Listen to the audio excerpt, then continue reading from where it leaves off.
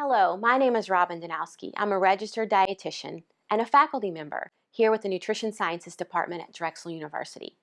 And I would like to give a couple of thoughts today on what to eat prior to a marathon, especially the week leading up to a marathon.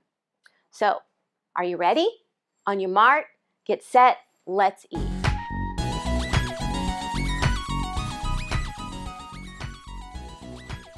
So you're probably going through a training period right now where you're increasing your endurance, your strength, you're building confidence, you're eating a lot of calories, you'll probably have a diet full in antioxidants, as well as drinking plenty of fluids. And this is all important during the training period.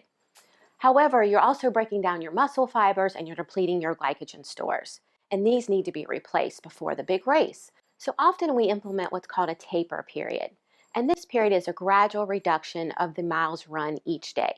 And with this gradual reduction, you want to make sure you're keeping up the amount of calories that you're taking in, as well as the amount of carbohydrates. Now, in some cases, in order to help maintain your weight, you may have to decrease calories just ever so slightly, but it's always important to make sure that you're continuing with your carbohydrate intake. Another thing to consider is getting good sources of protein in your diet, especially lean sources of protein, like chicken and turkey and eggs, fish, tofu, and beans are all great sources of protein. And another thing you might want to consider is to make sure you get plenty of fluid during this training period. And this is a great time during the training and the taper period to make sure you're encouraging your belly to accept foods during exercise, because that's going to be particularly important when you are running your marathon. So, what are some examples of what you can do? Well, carbohydrates include fruits, vegetables, breads, and cereals. All those are considered really healthy and good options for you to implement into your diet. Another thing to consider is about 3 days prior to your race, you'll want to implement something called a carbohydrate loading or carb loading. And you may have heard of this term before. And basically, it's a strategy to increase the fuel stored in your muscles to improve your athletic performance during long endurance runs. And continuing to eat high carbohydrate meals, despite the fact that you've decreased your exercise during this taper period, is where carbohydrate loading comes into play. So your muscles will normally store only small amounts of glycogen, enough to support you during recreational type exercises. And even if you exercise intensely, and what I mean by that is greater than 90 minutes or so, then your muscles may run out of glycogen. And this could make you lead you towards fatigue, and also may inhibit your performance. So, with that being said, you want to continue to get large amounts of carbohydrate in your diet. You may be able to store more energy in your muscles to give you that stamina that you need to make it for longer endurance periods. You will need to consume some energy during your event, which we'll get to that in a few minutes. So, carbohydrate loading basically starts 3 to 4 days prior to your race or marathon. You want to increase your carbohydrate intake about 10 to 12 grams per kilogram of body weight, and that comes to about 70% of your total calories. Another way to look at this is increasing your total calories from carbohydrate by about 10%. So the normal recommendation for carbohydrate is anywhere from 45 to 65% of your calories should come from carbohydrates. However, during this carbohydrate loading period, you want to increase that by 10%. So if you were eating 50% of calories from carbohydrate, you would want to eat 60% of calories from carbohydrate at this point. And in order to do this, you may want to cut back on foods higher in fat to help compensate for the extra carbohydrate-rich foods. And some examples of that could be perhaps if you have pancakes with butter in the morning, you want to have pancakes with maple syrup instead. Another example could be if you're having tomato sauce, or you're having, pasta with cream sauce, then you want to have pasta with tomato sauce. That's a way to cut back a little bit on your fat while still maintaining a good carbohydrate intake. The next thing you'll want to consider is making sure you're getting that good carbohydrate snack and meals spread evenly throughout the day. And some examples of this would be, of course, pasta, like I mentioned before, in the form of tomato sauce. You could do pasta salad with cucumbers and tomatoes, like shown here on the screen. You could do oatmeal with fresh fruit toppings, strawberries, blueberries, whatever's in season. Any kind of carbohydrate, fruits, vegetables, breads, grains, cereals, all those count as examples of carbohydrates. So the next step in this process is actually the day before the event. What do you do nutrition-wise the day before the event? Well, typically the day before the event, you are going to pick up your bib, your chip timer, maybe you're going to visit vendors, and you're probably going to run into a lot of free samples, which is really awesome, except for the fact that if you've never tried any of these samples before, now is not the time. The day before the event is not the time to try new foods. You can take those samples, maybe use them during your training period for your next marathon, but just keep those at bay for now. During the day, the day before the event, you want to have minimal exercise. So you want to rest. You want to sip on fluids throughout the day, which is really important.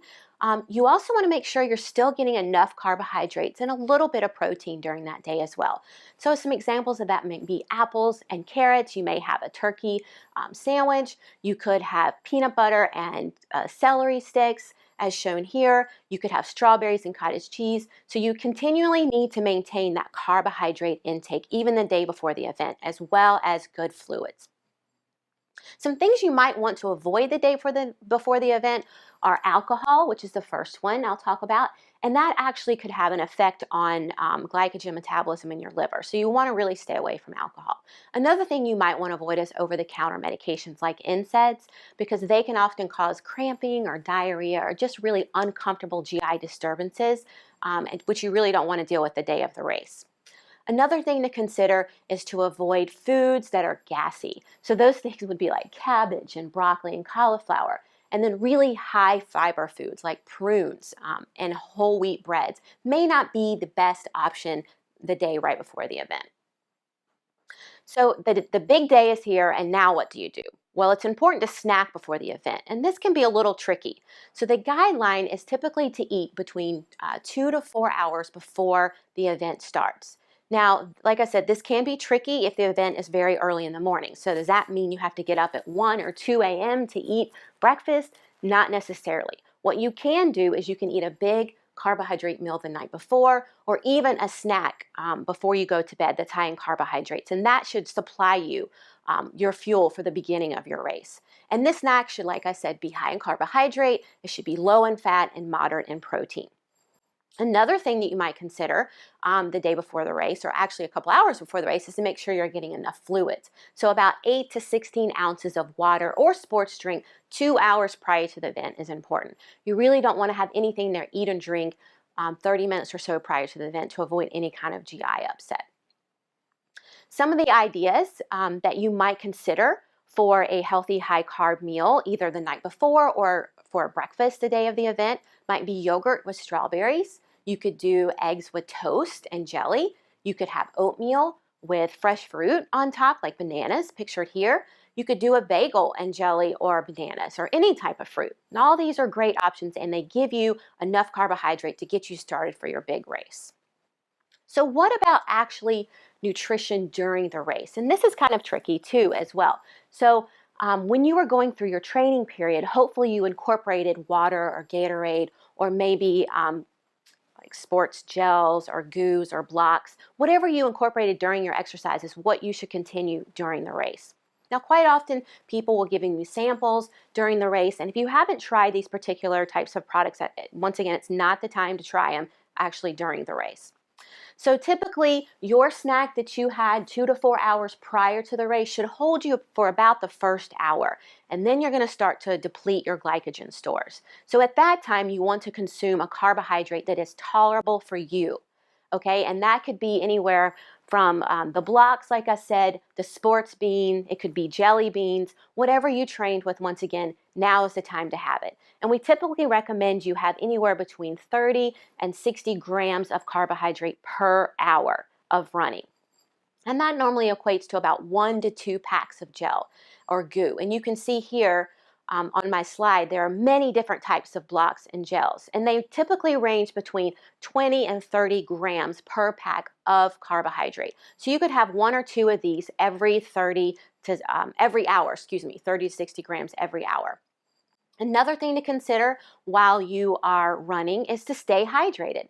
And the basic idea with hydration is you want your fluid intake to match your fluid losses. So if you are running in high humidity, If you are running in high temperatures, then obviously you're going to have to take in more fluid than maybe you otherwise would. But the general rule of thumb is about every 15 to 20 minutes, you want to grab one of those cups from the water station or a Gatorade. And that typically ends up being maybe around every 3 or so miles. I know many of you may be tempted to just dump the water on your head because it could be a very hot day, and that's quite all right, but you also have to grab another cup for you to drink as well. So in summary, it's really important to stay hydrated, to get your carbohydrates in, and of course, above all else, enjoy your race. Celebrate the fact that you, unlike many people, haven't had the opportunity nor the ability to really run a marathon. So that's a feat that many people can't get to. So be proud of yourself, celebrate, rest, relax, and then get ready for your next marathon.